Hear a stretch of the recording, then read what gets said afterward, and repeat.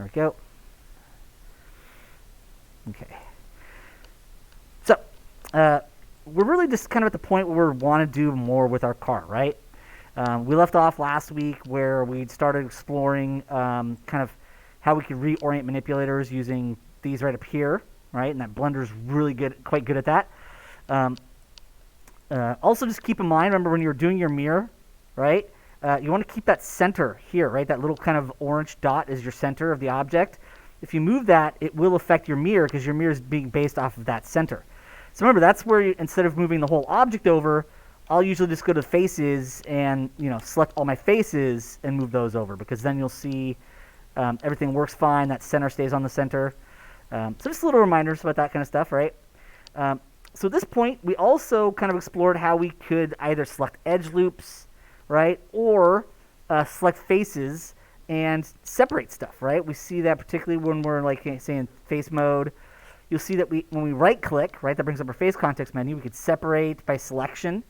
But even if you have edge loops, right, so like 2 for edge loop mode, you can right-click and you can edge split, right, and that'll unweld without separating into separate objects, right? So that was kind of some of the stuff we started playing with, and I do want to do some more of that today as well, right? So that's, I think, where we're going to start off with, actually, is maybe separate a few other parts here, like maybe the hood and the hood and the kind of trunk, right? So I'm going to go to the main object. Remember, 4, of course, is object mode. 4 is your quick key for object mode.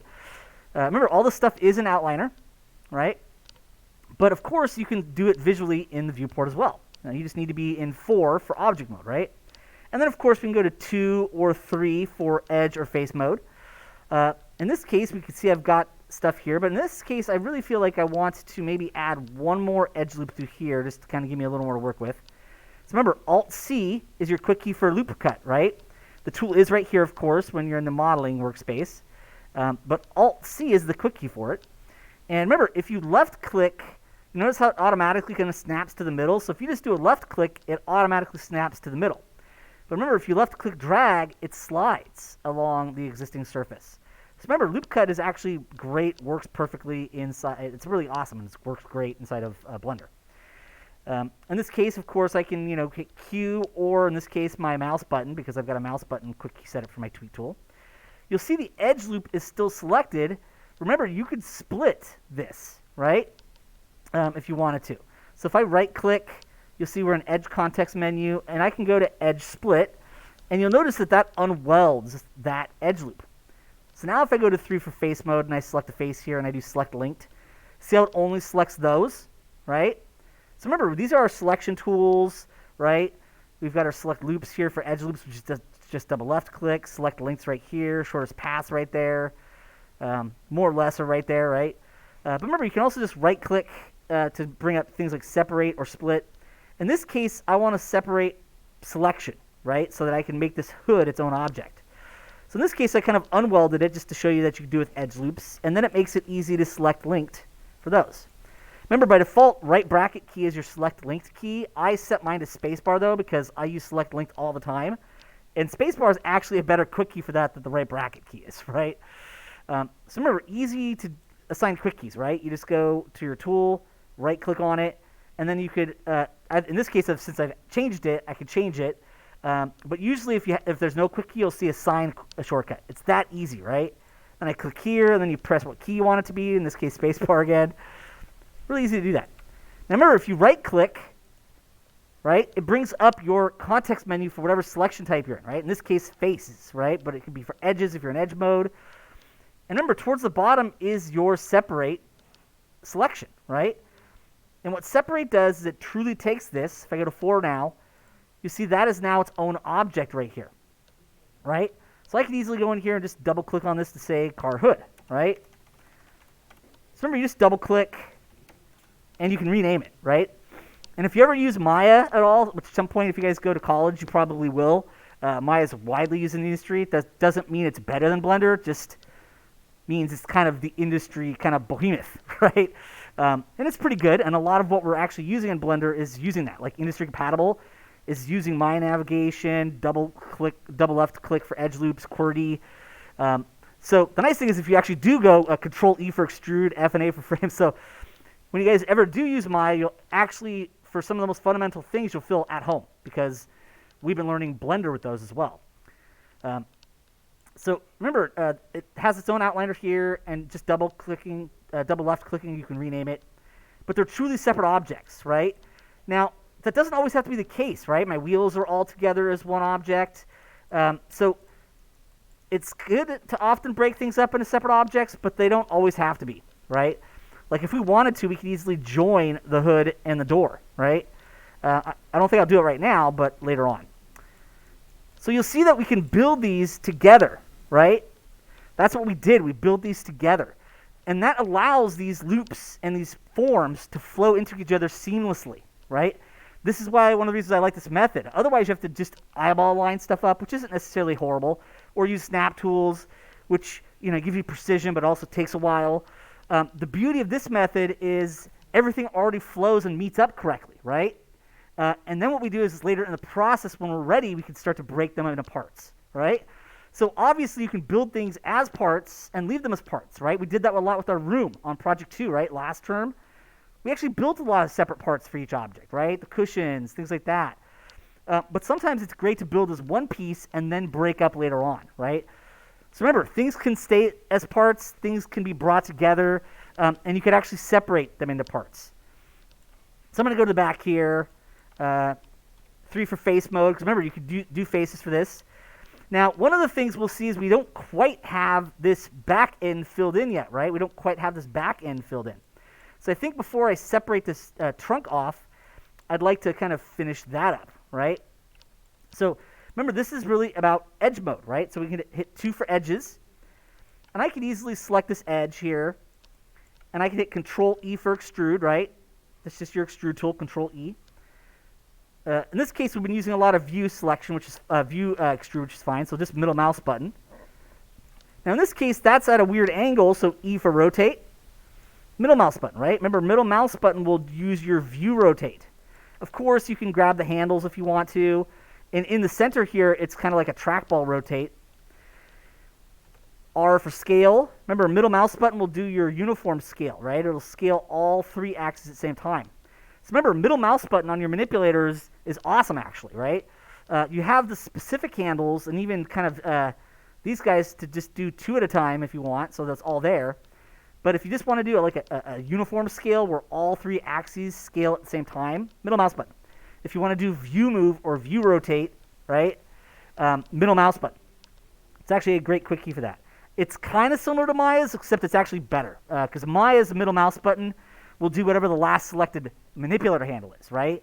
Which can actually be annoying if you were moving along the red and you want to do view move. So I personally prefer the way Blender does it, where it just says, realistically, you're going to want to do it across, like on your view with that view move, view rotate. So, but you'll find some kind of functionality like that in Maya, if not exactly identical. Of course, I can do another Control E for extrusion, E for rotate. If I want, of course, I can switch to my tweak tool.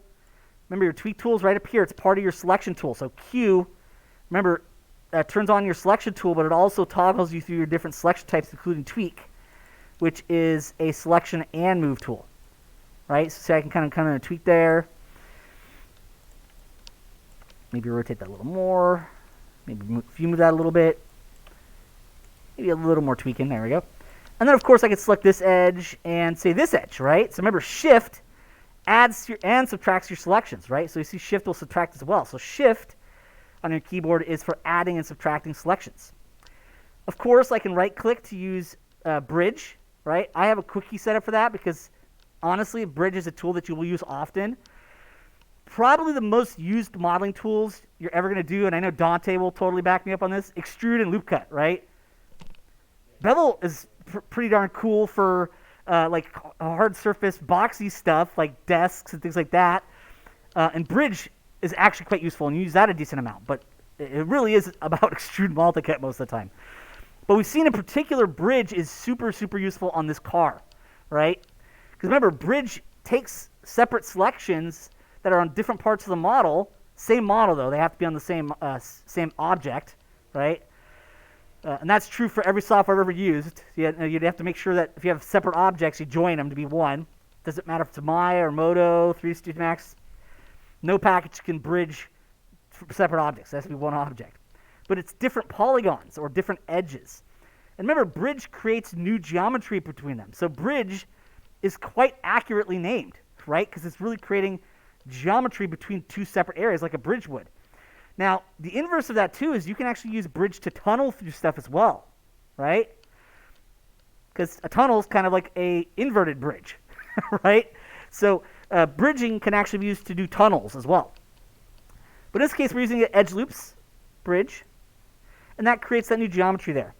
Now, of course, I can hit 1 for vertex, and my tweak tool's still on. So the nice thing is, usually once you've done a tool, like bridge, it just stops and it's done. And if you switch to a different selection tool, it kind of goes back to your default. So once you get used to kind of how those tools turn off oftentimes, or if you switch to a different selection type, it just goes back to whatever your current selection tool is. You'll start to really appreciate and love that about Blender. I do. So you'll see now I'm starting to get a little bit more of a kind of cool shape in here. Now, of course, it feels like I could probably add a little more geometry here. So Alt-C for loop cut. Left-click drag, just put a loop cut there. So that's going to give me that one, but I kind of need a little more here. So left-click drag there as well.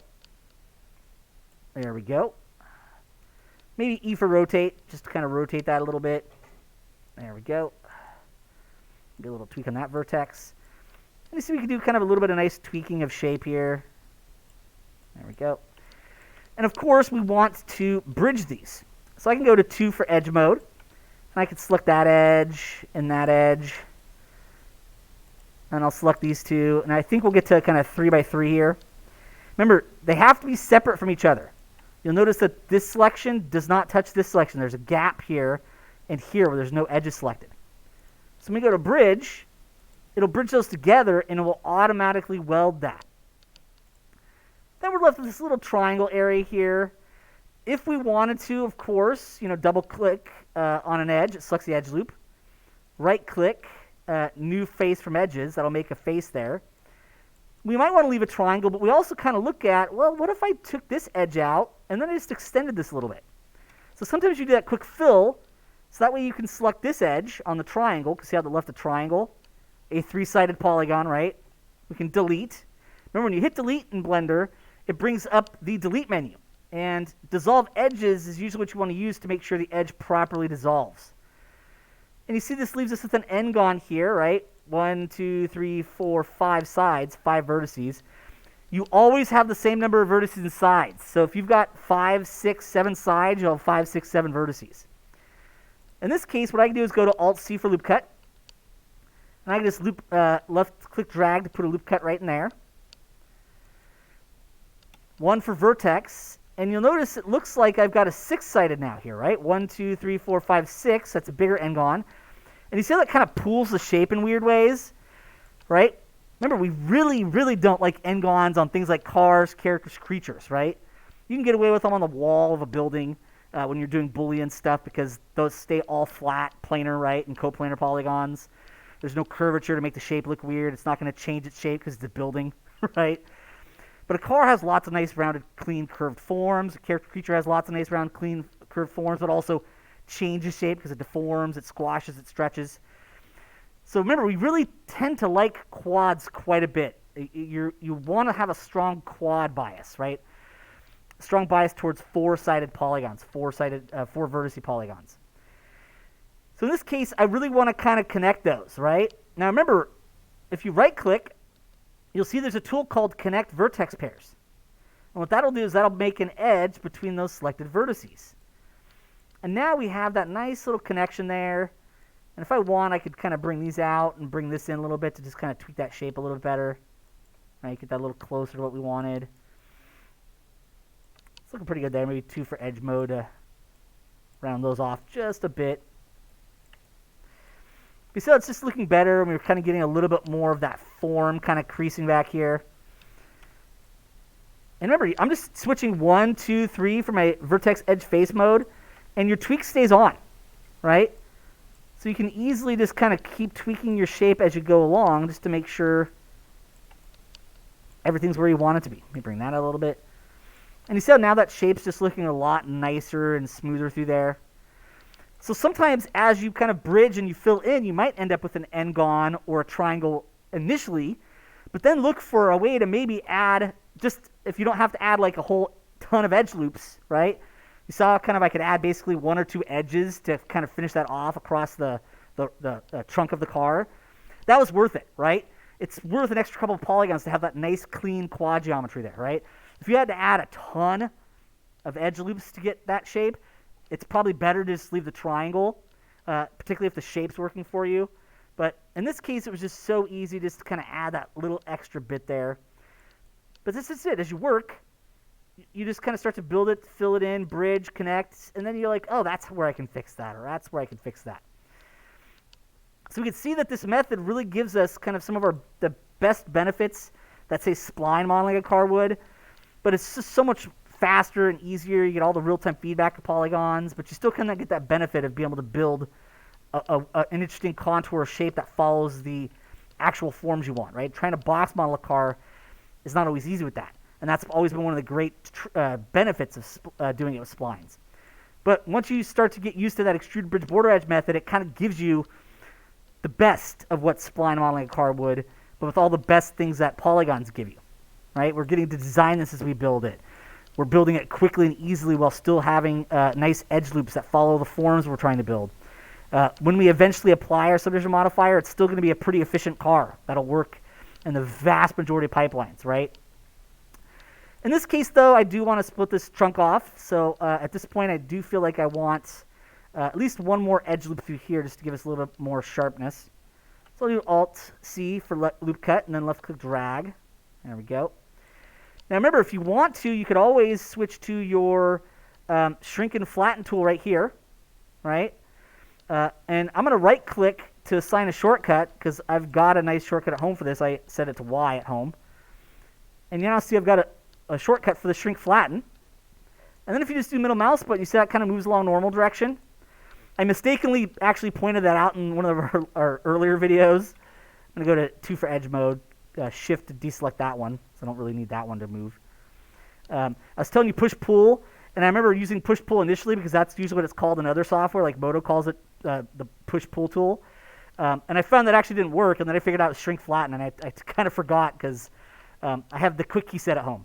So remember, the shrink-flatten tool way down here, it's right below your edge slide, is a great way to move anything you have selected along their normal directions. So that could be a kind of cool way to kind of push out a little bit without using your move tool. And I'll just kind of do a little bit of tweak on that vertex because I want that to kind of be a little more in. There we go. And that just gives us a little more on the trunk there. And at this point, I'm going to go to 3 for face mode, right? And I'm going to use my circle select, right? Remember, if you hold down your left mouse button, on the selection tool at the very top here, you have these 4 options, right? And you can assign quick keys to these, including mouse buttons if you have more than 3 mouse buttons, right? If you don't assign anything to your mouse buttons. Leave them alone. It's for all your basic stuff. But if you have a 5-button mouse or 6, take advantage of those. Blender can super easily apply those. So remember, circle selects here. Remember, Q toggles you through those also. So you can just hit Q to toggle you through. Circle select, well, it looks like a circle, and it's basically your drag select. So if I just hold down my left mouse button and move my cursor, you're kind of paint selecting what you want. There's a radius control for it as well. And of course, we can right-click, right? Because we're in face mode, and I can go to separate by selection. And there we go. We can now see we've got that kind of trunk separated off there, right? So as we slowly start to work this out, we can see quickly and easily that we can start to break this up into the parts that this car should be. Eventually, we're going to use Solidify to thicken these up a bit and do some other stuff there as well. But for right now, I figured it'd be great to kind of, we had to kind of finish that back end a little bit, right? And I just want to get you guys to see that separate a lot more, right? In this case, I actually feel like I'm going to undo a little bit here really quick because I'm kind of feeling like I need this a little bit here. So I'm going to go 2 for edge mode, select an edge here, select an edge there. Remember, that's select menu shortest path. and that'll just select kind of the edges in between those areas. And then I can hit Control E for extrude, kind of extrude this back a little bit. Right, that gives us kind of a little bit of that back end there. Bring that in. Alt C for loop cut. I can just kind of add a little bit of sharpness there. So remember, that was just extrude border edge, loop cut. And then I'm going to go back to 3 for face mode. And I actually don't want the trunk to go all the way down, so I think I'm just going to actually go to there. Right click, separate selection. There we go. Remember, undo, Control Z. Always great, right? But now you can start to see we're kind of breaking this car up into its parts, right? And this is great because everything lines up. We don't have to worry about snapping everything together. As we thicken and put some extra edge loops to sharpen forms up, this will look even cleaner and nicer. But I figured this would be a great place to get us today. But not too much really new, right? It was just more separating again and showing that we can do that. It was more loop cutting and extruding and bridging to just kind of continue forms. At this point, though, we're largely getting the main body kind of built, right? And now we start to break it up. We'll start to kind of thicken some parts of it so that it'll not look paper thin. Also, we'll start to add some windows up. Eventually getting to the rims, right?